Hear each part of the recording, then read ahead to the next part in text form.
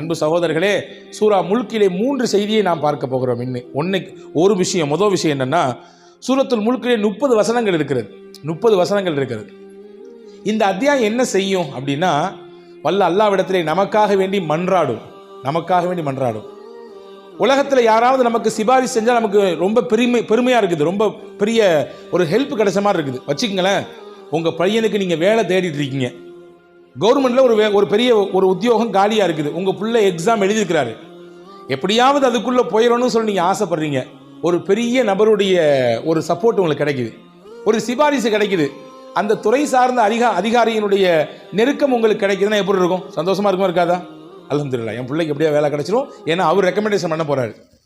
ஹஜ்ஜிக்கு எழுதி போட்டிருக்கீங்க, எல்லாத்துக்கும் விழுந்துருச்சு, உங்களுக்கு மட்டும் வெயிட்டிங் லிஸ்ட்டில் இருக்குது.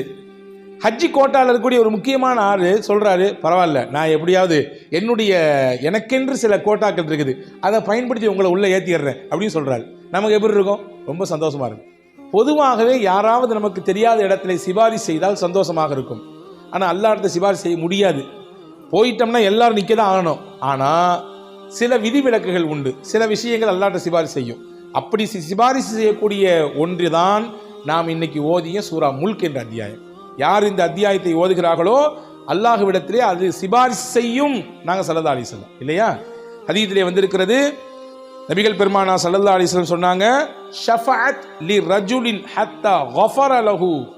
அல்லாஹ்விடத்திலே இந்த அடியாருடைய பாவ மன்னிப்புக்காக இந்த அத்தியாயம் தொடர்ந்து அல்லாஹ்ட்ட மன்றாடும், யா அல்லாஹ், இவர் என்னை ஓதியவர், இவர் என்னை ஓதி இருக்கிறார், எனவே இவரை நீ விட்டுவிடக்கூடாது, இவருடைய பாவத்தை மன்னிக்க வேண்டும், இவருக்கு நீ அந்தஸ்தை உயர்த்தி கொடுக்க வேண்டும், இவருக்கு உயர்ந்த தரத்தை தர வேண்டும் என்று இந்த சூரத்துல் முல்க் என்ற அத்தியாயம் அல்லாஹ்விடத்திலே ஷஃபாஅத் செய்யும் என்று பெருமானா ஸல்லல்லாஹு அலைஹி வஸல்லம் சொன்னார்கள். இது முதல் செய்தி சூரா முல்கில்.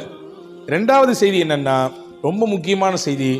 எல்லாரும் நமக்கு இந்த உலகத்திலே வாழ்க்கை இருக்கிறது, நம்ம நம்பி இருக்கிறோம். உலக வாழ்க்கை முடிஞ்சிருச்சுன்னா அடுத்த உலகம் எது? கபருடைய வாழ்க்கை. அதுக்கு பின்னாடி ஒரு வாழ்க்கை இருக்கு, அது மறுமையினுடைய வாழ்க்கை, அது நிரந்தரம், முடிவில்லாத வாழ்வு இல்லையா? இந்த மூன்றையும் எல்லா மனிதரும் கடந்தே ஆக வேண்டும். எல்லாரும் கடக்கணும். உலகத்தில் வாழ்ந்துட்டு இருக்கோம், இதுக்கு அடுத்த ஒரு வாழ்க்கை இருக்கு, அதுக்கு பேர் தான் ஆலமே பர்ஸக் என்று சொல்வார்கள், மன்னரை வாழ்வு. அதுக்கடுத்து ஒரு வாழ்வு இருக்கு, அந்த வாழ்க்கைக்கு பேர் தான் ஆலமுல் ஆஹிரா, மறுமை வாழ்வு. ஆஹிரத் நிரந்தரமானது. இப்போ மன்னரை வாழ்வு எப்படி இருக்கும்? அது மர்மமானது, எப்படி இருக்கும் என்று தெரியாது. சில விளக்கங்களை, சில அறிவிப்புகளை நமக்கு ரசூலுல்லாஹி ஸல்லல்லாஹு அலைஹி வஸல்லம் கொடுத்துருக்காங்க. நல்லவர்களுடைய மன்னரை எப்படி இருக்கும், பாவிகளுடைய தவறு செய்தவர்களுடைய மன்னரை எப்படி இருக்கும் என்பதை குறித்து ரசூலுல்லாஹ் நமக்கு விளக்கம் கொடுத்துருக்காங்க. இப்போ நான் சொல்கிறேன், அன்பு சகோதரர்களே, நாம் ஒரு வீடு கட்டுகிறோம், வச்சுங்களேன், அந்த வீட்டை எப்படி கட்டுவோம்? பார்த்து கட்டுவோம். ஏன்னா நாமும் நம்ம குடும்பமும் அங்கே குடியிருக்க போகிறோம் வச்சுக்கோங்க. அந்த வீட்டிலையே ஒரு தனி ரூம், உங்களுக்குன்னு ஒரு ரூம், செப்பரேட் ரூம் ஒன்று உருவாக்குறீங்க. அதை எப்படி உருவாக்குவீங்க? நம்ம நிம்மதியாக உறங்கணும், நம்ம நிம்மதியாக நம்முடைய வேலைகளை பார்க்கணும், எந்த டிஸ்டர்பும் இருக்கக்கூடாது, அதற்கான தேவையான எல்லாத்தையும் கரெக்டாக செட் பண்ணுவோம் இல்லையா? இந்த உலகத்தின் வாழ்க்கையிலே அந்த அறையிலே தங்கக்கூடிய நாட்கள் 40, 50, 60, 70, அதிகபட்சம் 100. இதற்கு பிறகு ஒரு வாழ்க்கை, ஒரு அறை இருக்கிறது, அதுதான் மண் அறை. மண்ணுக்குள்ளே நாம் இருக்கக்கூடிய காலம். அந்த ரூமை நம்ம எப்படி தயார் பண்ணணும்? அந்த ரூமில் நமக்கு எந்த பிரச்சனையும் வந்துடக்கூடாது. அந்த ரூமுக்குள்ளே காற்று வரணும், அந்த ரூமுக்குள்ளே வெளிச்சம் இருக்கணும். ஏதாவது ஒரு பிரச்சனைனா, வெளிச்சம் இல்லைன்னா உடனே ஜன்னலை திறந்துக்கிறோம், ஏதாவது காற்று வரனா ஃபேனை போட்டுக்கிறோம் அல்லது ஏசியை போட்டுக்கிறோம், ஏதாவது புழுக்கமாக இருந்தால் எதுவுமே இல்லைன்னா எதையாவது எடுத்து வீசிக்கிறோம் இல்லையா? நாம் மண்ணறைக்குள்ளே வைக்கப்பட போகிறோம். அந்த மண்ணறைக்குள்ளே நமக்கு காற்று வர வேண்டும், அந்த மண்ணறைக்குள்ளே நமக்கு வெளிச்சம் இருக்க வேண்டும், அந்த மண்ணறைக்குள்ளே நமக்கு பயமுறுத்தாத விதத்திலே யாராவது துணை இருக்க வேண்டும். நம்மள பல பேர்த்துக்கு வீட்டம்மா வெளியூர் போயிட்டாங்கன்னு வச்சுங்களேன், அவங்க அம்மா வீட்டுக்கு தனியாக ரூமில் உறக்கம் வராது.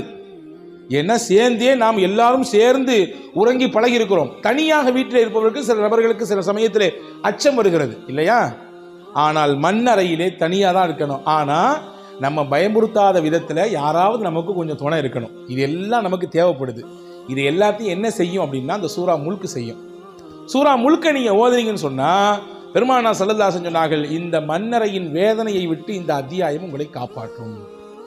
மண்ணறையின் வேதனை என்பது சாதாரண ஒன்றா கிடையாதுங்க, நம்ம நினைக்கிற மாதிரி கிடையாது. மண்ணறையை பற்றி நினைக்க வேண்டும். ஒவ்வொருத்தரையும் அடக்கம் செய்யும் பொழுது ஏன் ரசூல் ஸல்லல்லாஹு அலைஹி வஸல்லம் அந்த இடம் வரையே போய் நின்னாங்க? ஏன் அடக்கம் முடியும் வரை நின்றார்கள் என்றால், இங்கே தான் நான் வரப்போகிறேன், இதுதான் என்னுடைய நிரந்தரமான இடம் அப்படிங்கிறத புரியணும், அதுக்காகவே நான் தயாரிப்பு செய்யணுன்றதுக்காக நின்னாங்க. சஅத் இப்னு முஆத் ரலியல்லாஹு அன்ஹு ரொம்ப பெரிய சஹாபி, நீங்கள் பல தடவை கேள்விப்பட்டிருக்கலாம், இருந்தாலும் ஞாபகப்படுத்துகிறேன்.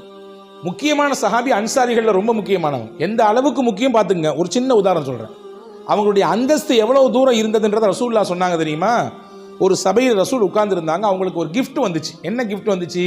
வெளியூர்லேருந்து ஒரு பட்டு துணி வந்துச்சு. அந்த பட்டு துணிலாம் அப்போ பெருசாக பார்த்ததில்லை, ஏன்னா பட்டு ஆண்கள் அணிகிறதுக்கு தடை, பெண்கள் அணிஞ்சிக்கலாம்.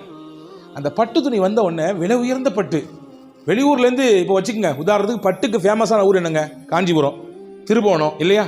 அந்த மாதிரியான பகுதிகளிலிருந்து அந்த பட்டு எடுப்புறத, உடுத்துறதை, அதை வாங்குறத ரொம்ப நம்ம பெருமையாக நினைக்கிறோம். அதே மாதிரி பட்டுக்குனே நெசவு செய்யக்கூடிய ஒரு நாடு இருந்துச்சு, அந்த நாட்டில் இருந்து வந்துச்சு ஒரு பட்டு துணி.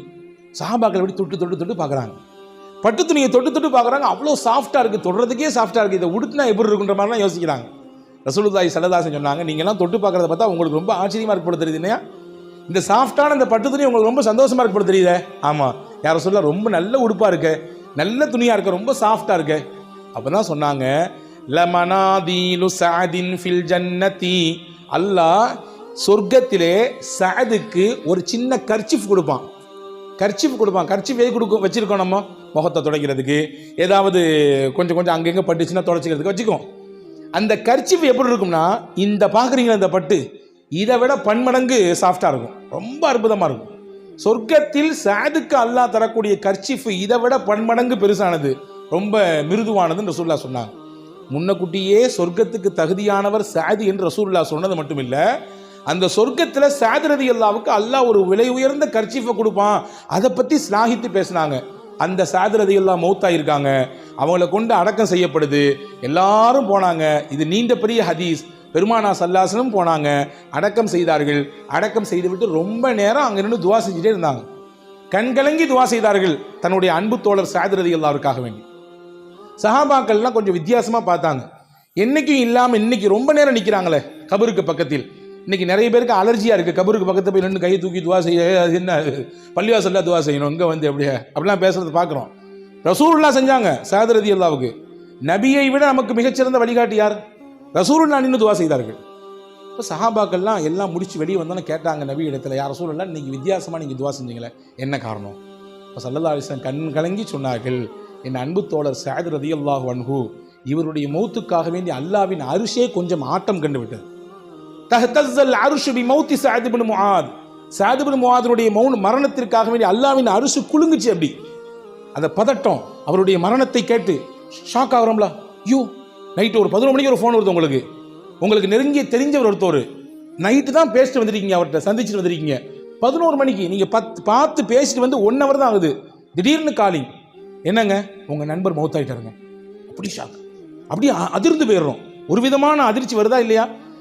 இதை மாதிரி அதிர்ச்சி யாருக்கு கிடைச்சது? நமக்கு இல்லை. சஅத் ரலியல்லாஹுடைய மௌத்துக்கு அல்லாஹ்வுடைய அரிசி ஆடிச்சு, அரிசி அப்படி குலுங்குச்சு.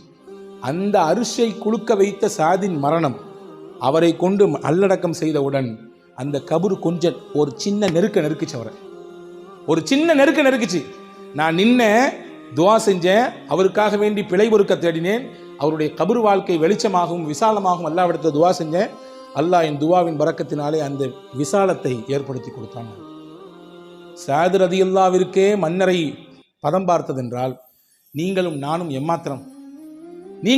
எம்மாத்திரம். அந்த மன்னரை நமக்கு மனவரையாக ஆக வேண்டாமா? அந்த மன்னரையின் வேதனையிலிருந்து நம்மை நாம் பாதுகாத்துக் கொள்ள வேண்டாமா? பாதுகாக்க வேண்டும் என்று விரும்பினால் ஒவ்வொரு நாளும் சூரா முல்க் ஓதுங்கள், ஒவ்வொரு நாளும் ஓதுங்கள். பெருமானார் ஸல்லல்லாஹு அலைஹி வஸல்லம் சொன்னார்கள், கபரின் வேதனையிலிருந்து சூரா முல்க் உங்களை காப்பாற்றும். எந்த அளவுக்கு ரசூல் ஸல்லல்லாஹு அலைஹி வஸல்லம் சொன்னாங்கன்னா, சஹாபாக்கள் சொல்றாங்க, நாங்கள் சூரா முல்க்குக்கு ஒரு பேர் வச்சிருந்தோம், அல் மானிஆ. மானிஆ என்றால் மன்னரையின் வேதனையை தடுக்கக்கூடிய தடுப்பு அணை. அவர் சூரா முல்க் இருக்குதே, அது தடுக்கக்கூடிய தடுப்பு அணை. ஆர்ப்பரித்து வரக்கூடிய வெள்ளத்தை என்ன தடுக்குது? கேட் தடுக்குதா இல்லையா? கேட் தடுத்து நிப்பாட்டுது. அதே மாதிரி ஆர்ப்பரித்து வரக்கூடிய வேதனையை இந்த சூரா முல்கை நீங்க ஓதுற வழக்கம் இருந்துச்சுன்னா தடுத்து அப்படி நிப்பாட்டிடும் ரசூல் ஸல்லல்லாஹு அலைஹி வஸல்லம். இது 2வது. 3வது ஸல்லல்லாஹு அலைஹி வஸல்லம் உடைய ஹதீஸை பார்க்கிறோம். சூரா முல்க் எப்பொழுதுமே ராத்திரி ஓதாம தூங்க மாட்டாங்க. ராத்திரிக்கு முன்னாடி, தூங்குறதுக்கு முன்னாடி பெருமானார் ஸல்லல்லாஹு அலைஹி வஸல்லம் சூரா முல்க் ஓதுவார்கள். அண்ணன் நபி ஸல்லல்லாஹு அலைஹி வஸல்லம் கான லா யனாமு ஹத்தா யக்ரா அலிஃப் லாம் மீம் தன்சீல் வ தபாரக்கல்லதி பியதிஹி. 2 சூரா ஓதுவாங்க ராத்திரிக்கு முன்னாடி. ஒன்று அலிஃப் லாம் மீம் தன்சீல் அப்படின்னா வெள்ளிக்கிழமை காலையில் ஓதுறோம்ல அலிஃப் லாம் மீம் சஜிதா சூரா, அதையும் ராத்திரி ஓதுவாங்களாமா. அதே மாதிரி நைட்டு தூங்குறதுக்கு முன்னாடி சூரா முல்கையும் ஓதுவாங்க. ரசூலுல்லாஹ் சொன்னாங்க, மன் கரஅ பிஹா ஃபீ குல்லி லைலா, எவர் ஒருவர் ஒவ்வொரு நாள் ராத்திரியும் இந்த சூரா முல்கை ஓதுகிறாரோ ஃபக்கத் அக்ஸர வ அதாப, அவர் ரொம்ப பெரிய அமலை செய்து விட்டார். அவர் ரொம்ப பெரிய அமலை செய்து விட்டார். அது மட்டுமல்ல, அவருடைய வாழ்க்கைக்கு மகிழ்ச்சிகரமான விஷயத்தை சேகரிப்பு செய்து விட்டார். யார் ஒருவர் தினசரி ஓதுகிறாரோ